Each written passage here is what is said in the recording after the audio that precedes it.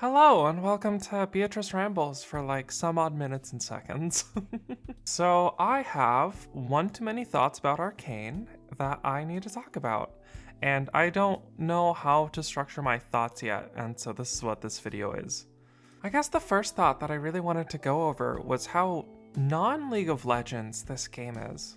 Like, it's not every 5 minutes it's calling back to the game where it's from, right? It's not constantly talking about like laning or vision score or whatever the fuck. And you know, that 100% might just be ignorance. I don't know too much about League, but I know enough that I can kind of, I guess, pick out references. Like, the only one that really stood out to me was the fact that, like, they called it the lanes. They called it the lanes? And they really just let it sit on its own. It said, hey, here's the lore. This is what's happening. Don't worry about the game where it's from. That's only gonna make you mad. Here's like all the good parts from it.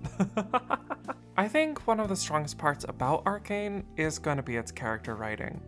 There's a couple of things that I saw people call bad writing, which I didn't necessarily think so, except for one, which I'll talk about. The first one that I saw that people said was like bad was the fact that Kate never got punished for using chemical warfare against civilians. And I got bad news for you.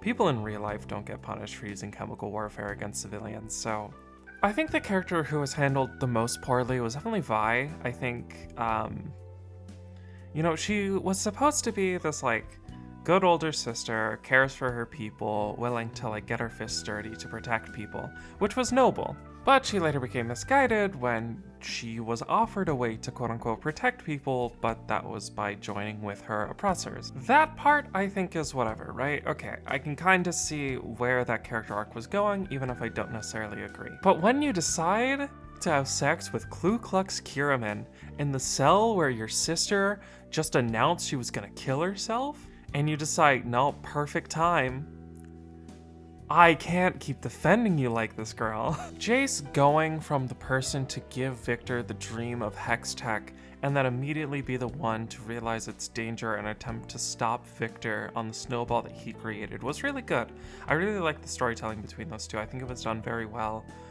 There was no real points where I was like, that's odd. Heimendinger just does not exist in part 2. Like, he does, like he's around, like he says shit, but like he's not doing anything. He just like sacrifices himself for the sake of Ekko and then busts out like a sick ass guitar. It's like, okay, sure. Mbessa and Mel, I think, were well written. It wasn't something that necessarily super interested in me, so it didn't occupy a big part of my brain. It might do so later. I do think I like Mel. Mel was interesting, but I need more time to stew on that one. And now for the two that have occupied the most space in my brain, and that's Ekko and Jinx / Powder. Riot Games, I would like to submit a formal apology. I was not familiar with your game and your ability to make me weep for unironically 2 hours, to the point my girlfriend got too concerned and had to make me stop watching. I'm still not playing your dog-ass game though. Episode 7, where you have two characters who are equally trying to stop the advancement of Hectech because of what it's doing to their home. Ekko explores this heaven where everything works out and people are safe and happy and they're not under the threat of Hextech.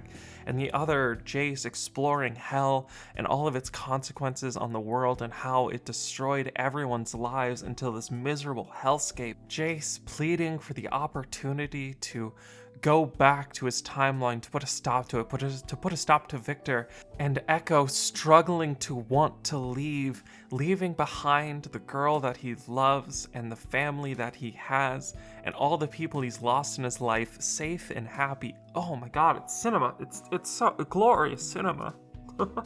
This parallel between Jinx and Vi, who are mimicking their parents. You know, Jinx is mimicking her mother as she's tempered by this love that she's pouring out to this person who's lost, and it's beautiful, and fuck, it's gonna make me cry again, fuck. And Ekko and Powder together in that timeline and that entire fucking dance sequence. God, I don't think you understand how emotionally destroyed I am. It's my fucking wallpaper now. I had to replace Roland Library of Ruina for this thing because of how emotional of a gut punch this fucking dance was. God, it's good. It's incredibly good. I think that's my overall thoughts. Is it's good. It's so good. The characters are fantastic. The themes it presents are amazing. The animation adds storytelling to such a degree that I haven't seen in other animated shows in a long time. It's incredibly good, and I think it's highly worth your time. Obviously, there are a couple flaws, so I don't think it's perfect. You know, I have a problem with Vi, I have a problem with Heimerdinger not being used as much, a problem with a couple other characters that just weren't as necessary to mention, but it's good. It's really good. It's really, really, really good, and I would definitely recommend this be something that you watch, even if you are sort of anti-League like I am. There's a lot of good storytelling in it that I think is important.